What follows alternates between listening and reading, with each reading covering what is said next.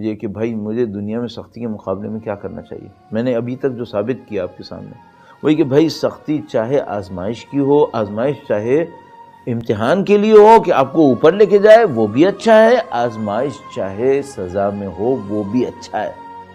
ابھی معاملہ نبٹ گیا، صحیح. اب تھوڑا سا آگے بڑھتے ہیں.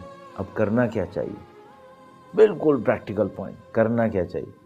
جیسے ہی مشکل آئے، جیسے ہی میرے اور آپ کے اوپر سختی آئے، پہلا کام یہ کریں اپنی لائف کو ریویو کر لیں.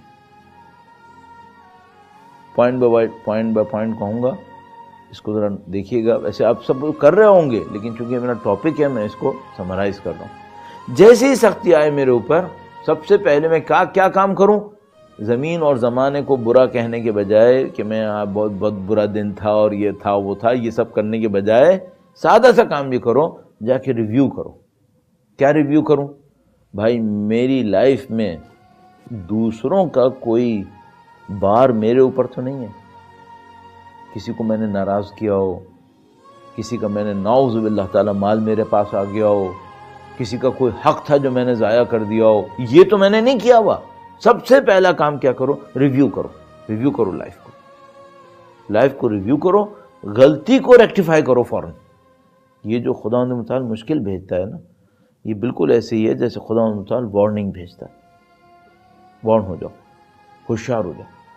تو پہلا کام انسان کو یہ کرنا چاہیے، ریویو کرے اور خدا اپنی غلطی کو ڈھونڈنے کی کوشش کرے. اچھا، یہ پہلا کام. اس کے ساتھ ایک اور کام کیا کرے؟ استغفار. دوسرا کام جو انسان اس کے ساتھ ہی کر لے وہ کیا کرے؟ استغفار کرے. بلکہ روزانہ استغفار کرنا بہت بڑی اچھی عادت ہے. روزانہ استغفار کرنا، مثلا 70 دفعہ روزانہ استغفار کرے اور اپنی پرانی غلطیوں کو، اپنی عادتوں کو اس کے اندر استغفار کے اندر لے آئے. مثلا خدا نہ کرے نعوذ باللہ تعالی میں نے زندگی میں کئی دفعہ نماز صحیح نہیں پڑھی ہوگی، ایک دن بیٹھ کے استغفار کروں ان نمازوں پہ جو میں نے توجہ سے نہیں پڑھی. نعوذ باللہ تعالی میں نے زندگی میں کچھ جھوٹ بولے ہوں گے، ایک دن استغفار کروں اسی بات کے اوپر جو میں نے جھوٹ بولے. جتنا ریکال کر سکتا ہوں ریکال کروں. تو آپ کی زندگی میں، میری زندگی میں مشکل آئے، پہلا کام کیا کریں؟ ریویو کریں لائف کو کہ بھائی میں نے کیا گزارا ہے، کیا کیا ہے. کسی کا گردن، میری گردن پہ کسی کا بوجھ تو نہیں ہے. دوسرا کام کیا کریں؟ استغفار کریں. اللہ کے حضور استغفار کریں. اور میں نے عرض کیا یہ تو آپ ہر روز کر لیں، بہت بہتر ہے. خود بخود بہت ساری بلائیں دور ہو جاتی ہیں. تیسرا کام کیا کرو؟ ہر مشکل، یہ بہت سادہ سا اور امپورٹنٹ پوائنٹ ہے، اور میں اپنی کمزوریوں، اپنی خامیوں، کوتاہیوں کا اللہ کے سامنے اعتراف کرتا ہوں. میری زبان میں اتنی اچھی تاثیر نہیں ہوگی، لیکن میں درود کی مدد حاصل کروں گا تاکہ ہماری زبان میں تاثیر پڑ جائے اور انشاءاللہ آپ اور میں مل کر اس پر عمل کر سکیں. درود بھیجے گا محمد و آل محمد پر. اللہم صلی علی محمد و آل محمد وعجل فرجہ.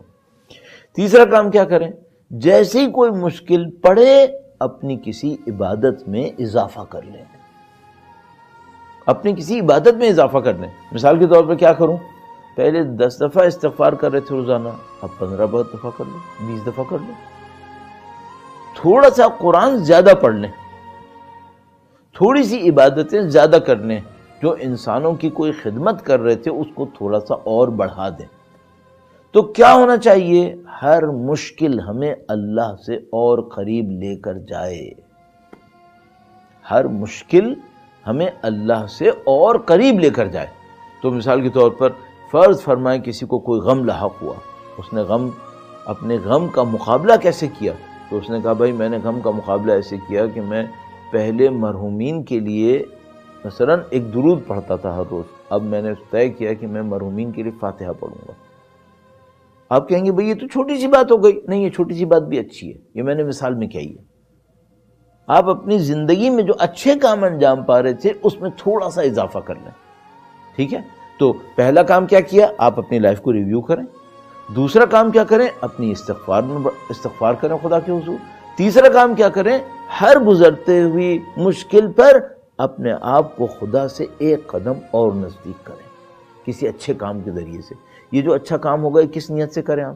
آپ اللہ سے کہیں خدایا میں یہ اچھا کام کر رہا ہوں تاکہ تیرے سامنے صدقہ ہو جائے اور انشاءاللہ تو مجھے اپنا قرب نصیب فرما دے۔